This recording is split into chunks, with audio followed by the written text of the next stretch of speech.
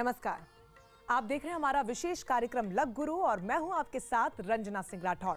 और मेरे साथ आज स्टूडियो में देश के दिग्गज ज्योतिषाचार्य लक गुरु डॉक्टर अरविंद त्रिपाठी जी मौजूद हैं। बहुत स्वागत है आपका। जी नमस्कार। देखिए, हमारे जीवन में कदम कदम पर चुनौतियां आती रहती हैं। हर मोड़ पर बाधाएं हमारी अग्नि परीक्षा लेती हैं, लेकिन ज्योतिष शास्त्र में हर समस्या का प्रामाणिक और शास्त्रीय समाधान होता है।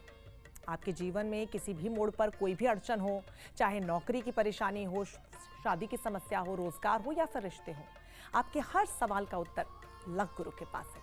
इसलिए देश भर से दर्शक हर रोज बड़ी संख्या में अपनी जिंदगी से जुड़े तमाम सवाल हमें भेज रहे हैं और लक गुरु ज्योतिष शास्त्र के अनुसार उनका समाधान भी दे रहे हैं। गुरुजी, प्रश्न और उत्तर का सिलसिला मैं शुरू करूं, लेकिन उससे पहले आज का जो सवाल है, एक जनरल सवाल मैं आपसे जानना चाहूंगी कि हम सभी जूते चप्पल पहनते हैं और जब भी घर हम पहुंचते हैं तो एक निश्चित जगह हमारे घर में होती है जहाँ पे हम जूते चप्पल अपने उतारते हैं। अक्सर घरों में शू रैक्स होता है जहाँ पर पूरे परिवार के जूते रखे जाते हैं और इसे लेकर अलग अलग तरह की धारणाएं भी हैं कि घर में जूते किस जगह पर रखने चाहिए, कहाँ जूते रखने शुभ होता है, अशुभ होता है, कहाँ पर जूते चप्पल रखने से नेगेटिव एनर्जी घर में आने का खतरा रहता है। तो गुरुजी, इसको लेकर कई सवाल होते हैं। जी रंजना, आपने सवाल बहुत अच्छा पूछा। इसका जवाब हर परिवार को और हर व्यक्ति को गौर से देखना चाहिए। यह बातें तो है बहुत छोटी नज़र आती है, लेकिन इसका असर बहुत बड़ा पड़ता है। तो सबसे पहले समझने की ज़रूरत है जूते चप्पल को या फिर सुरैक को कहाँ रखना चाहिए। इसके लिए सबसे पहले सही दिशा क्या है, दक्षिण या पश्चिम, किस दिशा में सुरैक रखना शुभ माना जाता है और कहाँ नहीं रखना चाहिए, सारी बातें मैं आपको बताऊंगा। घर की उत्तर पूर्वी दिशा में कभी भी सुरैक न रखें, क्योंकि वहाँ सकारात्मक ऊर्जा का स्थान है, इसलिए वहाँ नहीं रखना चाहिए। अपने जूते चप्पलों या जो सुरैक को कभी भी तुलसी के पौधे के पास नहीं रखना चाहिए, इससे अनिष्ट की आशंका रहती है। घर के सदस्यों के बीच वाद विवाद हो सकता है, घर में दरिद्रता आ सकती है। इसलिए अगर आपके घर में तिजोरी है तो आपको ध्यान रखना चाहिए कि वहाँ भी जूते चप्पल नहीं रखना चाहिए, न ले जाना चाहिए, क्योंकि तिजोरी में माता देवी लक्ष्मी जी का निवास माना जाता है। बहुत से घरों में आपने देखा होगा, मंदिर या पूजा घर होता है तो अपने जूते चप्पल को वहाँ नहीं रखना चाहिए, वहाँ से दूर रखना चाहिए। इसी तरह से जो आपका रसोई घर होता है वहाँ भी नहीं ले जाना चाहिए, और फिर जो बेडरूम है वहाँ भी जूते चप्पल ले जाने से बचना चाहिए। इससे क्या होता है कि घर में अशांति होती है, गरीबी दस्तक दे सकती है, इसलिए इन सब बातों को ध्यान रखना चाहिए। एक बात और, जूते चप्पलों को कभी भी अगर आप उल्टा देखते हैं तो उल्टा नहीं रखना, उसको तुरंत सीधा कर दीजिए। इसका संबंध बहुत अच्छा होता है। अगर आप उल्टा रखते हैं तो घर में वाद विवाद होगा, दिक्कतें आएंगी, नकारात्मक ऊर्जा आएगा, इसलिए छोटी छोटी बातों को ध्यान रखने की जरूरत है। तो गुरुजी, जो आपने ज्ञान दिया, मैंने तो उसे पर्सनली गांठ बांध दिया और उम्मीद है कि हमारे दर्शकों ने भी नोट कर लिया होगा। मेरी एक और छोटी सी जिज्ञासा है इसी सवाल से जुड़े हुए, वो अंत में हम लेंगे, क्योंकि उससे पहले हमारे दर्शक हमें जो सवाल भेज रहे हैं वो अपने सवालों के जवाब की प्रतीक्षा कर रहे हैं। तो आज का जो पहला सवाल है वो हमें उत्तर प्रदेश के बरेली से स्वाति गुप्ता जी ने भेजा है। जी गुरुजी नमस्ते, मेरा नाम स्वाति गुप्ता है। मेरी जन्म तिथि 12/1/1997 है। जन्म का समय 12:10 प्रातः और जन्म स्थान बरेली है। और सर, मेरा सवाल यह है कि मेरी शादी कब होगी और करियर कैसा रहेगा। तो स्वाति, आपका जन्म मेष लग्न में हुआ है और लग्न से छठे भाव में कन्या राशि का राहु और मंगल है। नवम भाव में धनु राशि का सूर्य बुध शुक्र है।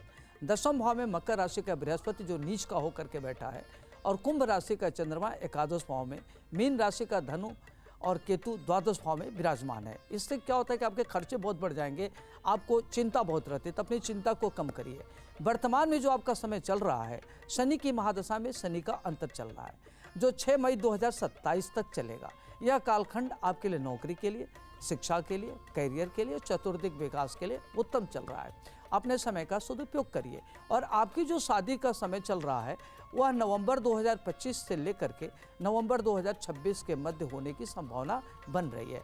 आपकी जहां शादी होगी, लड़का अच्छा होगा, 5 फुट 8 इंच से लेकर 5 फुट 11 इंच का होगा, टेक्निकल फील्ड में काम करने वाला होगा। आपको कोई दिक्कत न हो, इसके लिए संकट मोचन हनुमान जी की आराधना करिए और रविवार व्रत रखिए, आपके लिए अच्छा रहेगा। उम्मीद है कि स्वाति जी ने बहुत ध्यान से अपना सवाल का जो जवाब है वो सुना होगा। जो उपाय आपने बताए हैं वो जरूर अपनाएंगे। आगे बढ़ते हैं। अगला सवाल हमें उत्तराखंड के देहरादून से राजकुमार जी ने भेजा है। गुरुजी, मेरा नाम राजकुमार है। मेरे जन्म की तारीख 11 जुलाई 1995 है। मेरे जन्म का समय सुबह के 9 बजे है। मेरा जन्म जो हुआ है वो देहरादून उत्तराखंड में हुआ है।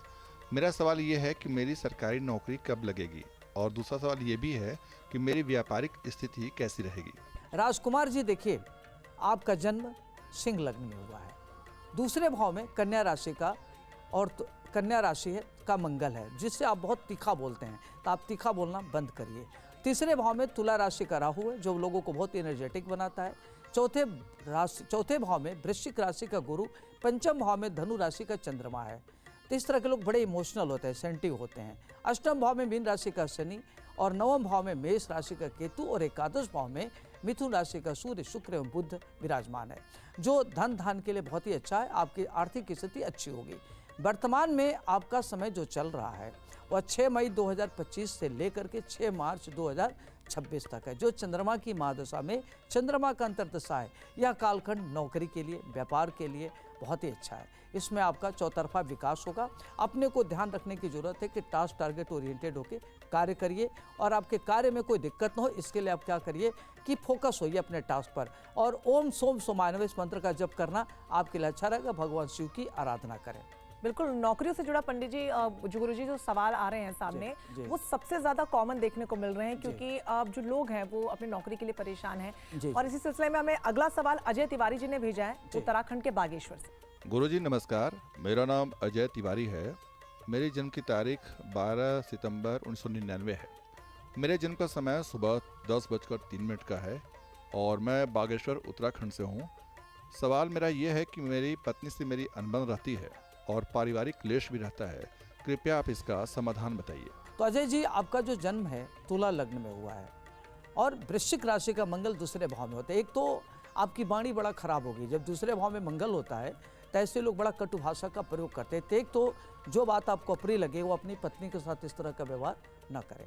मकर राशि का केतु चतुर्थ भाव में बैठा हुआ है, और मेष राशि का शनि गुरु सप्तम भाव में बैठा। तो जब शनि गुरु बैठे तो आपकी पत्नी काफ़ी धैर्यवान है, पेशेंस वाली हैं। आप किसी की पेशेंस की, धैर्य की परीक्षा मत लीजिए। उसके साथ अपना जो व्यवहार रखिए, कोऑपरेटिंग रखिए, और उनकी ध्यान रखिए, कंसर्न अच्छा रखिए।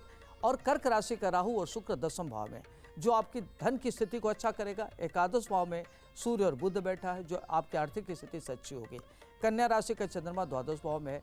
तो आप कई बार क्या होता है कि बहुत नेगेटिव चैनलाइज हो जाते हैं, नकारात्मक दिशा में सोचने लगते हैं।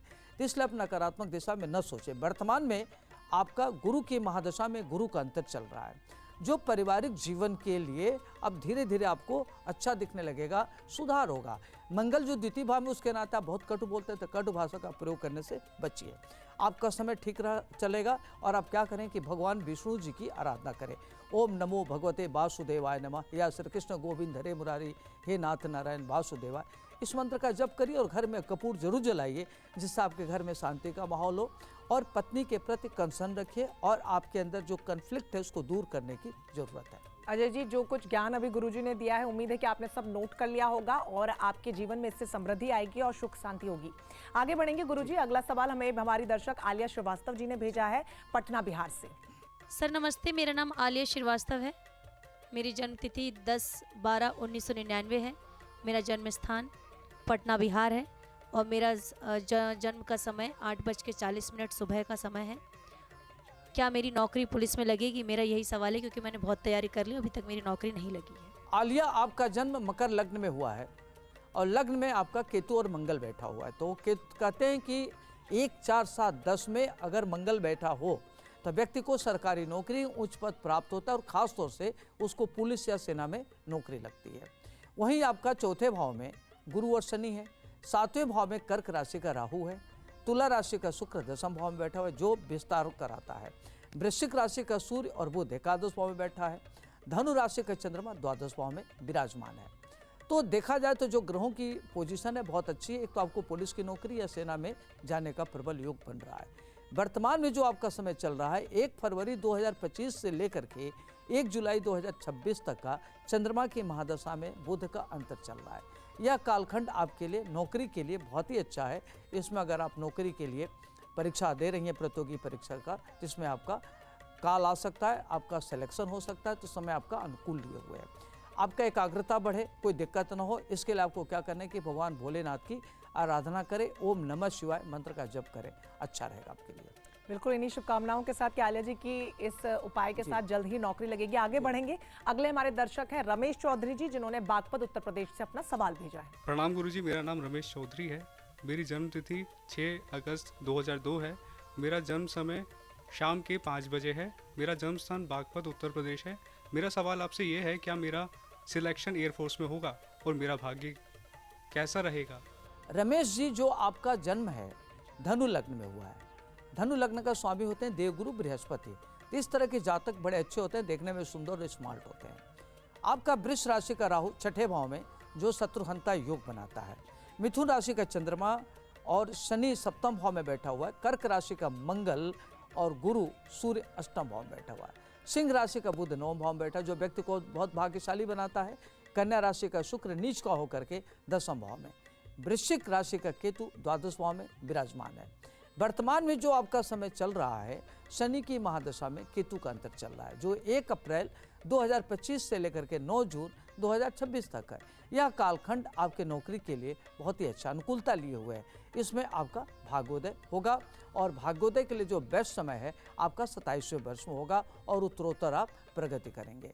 आपको क्या करना है कि कोई दिक्कत ना हो, इसके लिए मंगलवार के दिन बंदरों को भुना हुआ चना और गुड़ खिलावें, आपके लिए अच्छा रहेगा।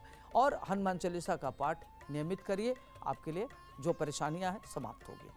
चलिए आगे बढ़ेंगे और अगला सवाल ले लेते हैं गुरुजी। वो अगला सवाल हमें छवि ने भेजा है हापुड़ उत्तर प्रदेश से। जी गुरुजी नमस्कार, मेरा नाम छवि है।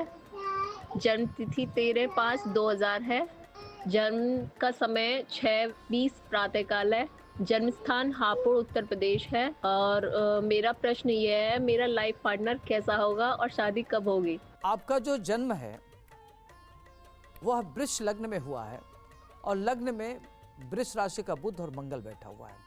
कर्क राशि का राहु तीसरे भाव में और सिंह राशि का चंद्रमा चौथे भाव में बैठा हुआ है।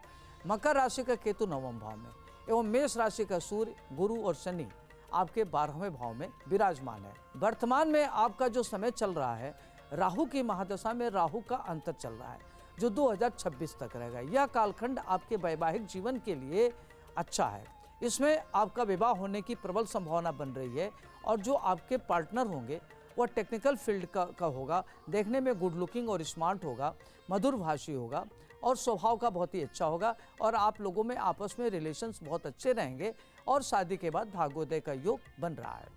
चलिए अगले की दर्शक हमारी गरिमा सिंह है, जिन्होंने उज्जैन मध्य प्रदेश से अपना सवाल भेजा है। पंडित जी नमस्ते। पंडित जी मेरा नाम गरिमा सिंह है। जन्म तिथि 14/8/1996 है। जन्म का समय 10:40 प्रातः है। जन्म स्थान उज्जैन मध्य प्रदेश है। और मेरा प्रश्न यह है, मेरी संतान कब होगी? गरिमा, आपका जन्म कन्या लग्न का है और लग्न में आपका राहु है। चतुर्थ भाव में धनु राशि का गुरु है। सप्तम भाव में मीन राशि का शनि और केतु बैठा हुआ है। दसम भाव में मिथुन राशि का चंद्रमा मंगल शुक्र है। एकादश भाव में कर्क राशि का सूर्य है। द्वादश भाव में सिंह राशि का बुध विराजमान है। तो वर्तमान में जो आपका समय चल रहा है, बुध गुरु की महादशा में राहु का अंतर चल रहा है। 5 नवंबर 2025 से लेकर के नवंबर 2026 तक का जो कालखंड आपके लिए बहुत अच्छा है। इसमें आपका प्रश्न है कि संतान प्राप्ति का योग है कि नहीं, तो आपकी कुंडली में संतान प्राप्ति का बहुत ही बढ़िया समय चल रहा है। कभी आपको गुड न्यूज़ मिल सकता है और आपको कंसीव होने में कोई दिक्कत ना हो, इसके लिए आपको क्या करना है कि रविवार का व्रत रहना है और सूर्य की आराधना करना है, मंत्र पढ़ना है, ओम घृणी सूर्याय नमः। और आपको क्या करना है कि लाल रंग का वस्त्र धारण करिए और सूर्यास्त के पहले भोजन करिए, सूर्य के मंत्रों का जप करिए और इस दिन नमक अवॉइड करना चाहिए। जी बिल्कुल, ये उपाय उन्होंने ध्यान से सुने होंगे। गुरुजी, अभी आपने गुरु की महादशा का जिक्र किया, इससे क्या इफेक्ट पड़ता है, क्या अंतर आता है एक आम व्यक्ति की जिंदगी में? जी देखिए रंजना, जो गुरु की महादशा होती है, गुरु की महादशा बहुत महत्वपूर्ण होती है। गुरु से देखा जाता है व्यक्ति का बौद्धिक क्षमता, व्यक्ति का वैवाहिक जीवन, व्यक्ति का कैरियर, व्यक्ति का व्यक्तित्व देखा जाता है और उसकी दृष्टि कहाँ कहाँ ये बड़ा महत्वपूर्ण होता है। तो अगर 1, 5, 9 पर होती है तो बड़ा महत्वपूर्ण होता है, इससे व्यक्ति का जीवन शानदार होता है। और अगर कई बार पापाग्रह देखता है या नेगेटिव ग्रह की दशा भी चलती है तो बृहस्पति की दृष्टि से वो शुभ हो जाता है। तो इसलिए बृहस्पति की दशा दृष्टि बड़ी शुभ मानी जाती है, उसकी दृष्टि अमृत जिससे मानी जाती है। जी चलिए गुरु जी आगे बढ़ेंगे। गौरव नेगी जी ने अपना अगला सवाल हमें बागेश्वर उत्तराखंड से भेजा है। जी गुरुजी प्रणाम। मेरा नाम गौरव नेगी है। 15 जून 2001 को मेरा जन्म हुआ है। मैं बागेश्वर उत्तराखंड का रहने वाला हूँ। मेरे जन्म का समय रात के 9 बजे का है। मेरा सवाल आपसे ये है कि मेरी व्यापारिक स्थिति कैसी रहेगी और इसे अच्छा करने के लिए मैं और क्या करूँ। देखिए गौरव जी, आपका जो जन्म है धनु लग्न का है। आपका लग्नेश देवगुरु बृहस्पति है और लग्न में केतु बैठा हुआ है। तो आपको इल्यूजन में नहीं रहना, भ्रम में न रहिए। केवल योजनाएं बनाते कार्य नहीं करते, तो कार्य करने की जरूरत है।